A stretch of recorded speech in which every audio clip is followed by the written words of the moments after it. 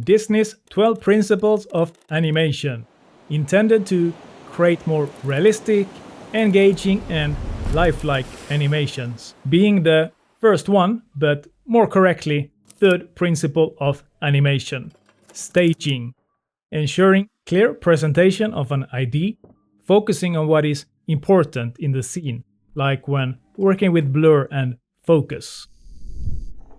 Slow in and slow out, intended to give or represent a bit more realistic look and feel, close to the basic laws of physics. Squash and stretch, adding flexibility to objects or enhance realism while pushing together or dragging out the animations. Anticipation, preparing the audience for an action. Secondary action, where smaller movements complement the main action, adding some depth to it. Seventh principle, the arc, movements following a curved path rather than straight lines for creating a bit more natural type of movement.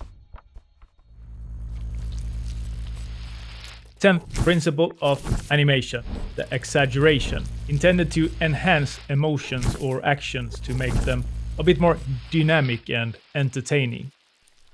Presenting the 9th principle of animation, timing, at which the speed and duration of an action impacts its realism and emotional tone.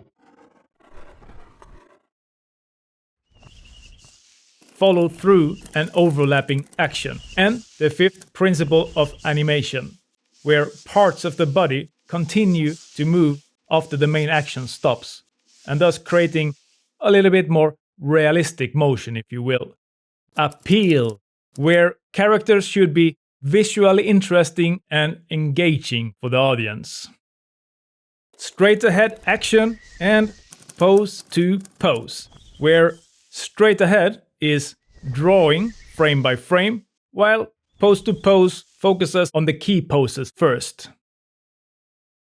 11th and very last principle of animation, the solid drawing, making sure that characters look three-dimensional with consistent weight and volume. And thus, with that, we also completed the very last piece of the puzzle for the Disney's 12 Principles of Animation.